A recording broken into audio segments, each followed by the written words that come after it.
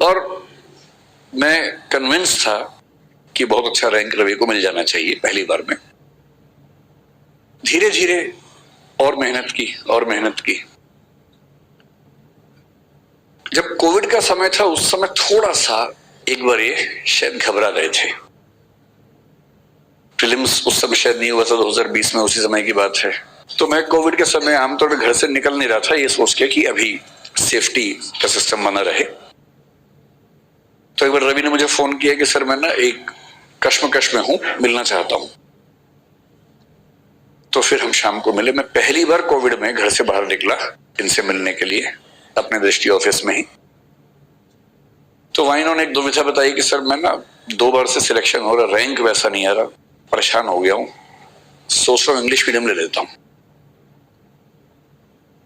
तो मैंने कहा भाई जीवन आपका, फैसले आपके, अगर आपको ऐसा लग रहा है तो ले लीजिए इंग्लिश मीडियम।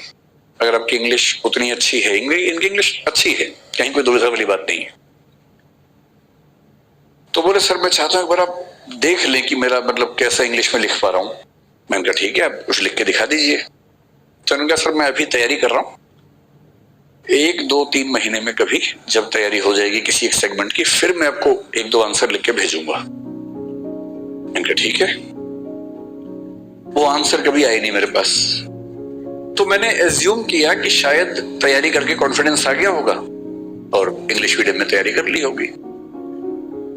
फिर जब 2021 का मेंस चल रहा था इस समय, तो मेंस के समय हमारी मेंटरशिप टीम ने बताया कि रवि सर आजकल आ रहे हैं, आंसर लिख रहे हैं। मैंने कहा इंग्लिश में लिख रहा होगा, और नहीं हिंदी में लिख रहे हैं।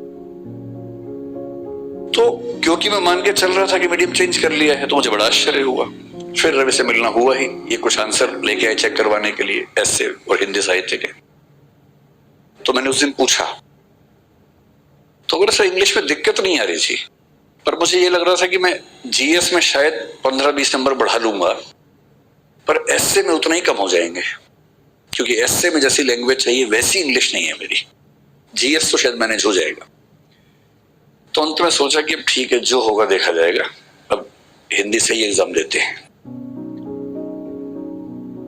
तो डामाडोल तो थोड़े से ये भी थे, मैं भी था कि इतना अच्छा कैंडिडेट कहीं ऐसा ना हो कि ये मन में मलाल रह जाए कि मैंने मीडियम क्यों नहीं चेंज किया, कौन सा मीडियम ठीक रहेगा। जब इस बार आखिरी कुछ उत्तर दिखाए, हम व्हाट्सएप पे ही ज्यादा चैट करते रहते हैं, जब ये कुछ आंसर भेजते हैं मैं उस पर कमेंट व्हाट्सएप पे भेज देता हूँ, ऐसे ही हम लोग ज्यादा करते थे।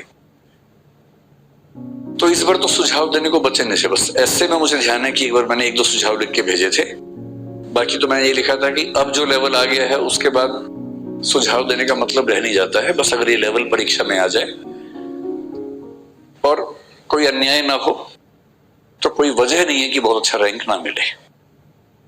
लेकिन यूपीएससी में दुविधा हमेशा रहती है, कितने भी अच्छे हों, डर तो लगा ही रहता है कि कहीं कोई एक पेपर में दिक्कत ना हो जाए कुछ ऐसी।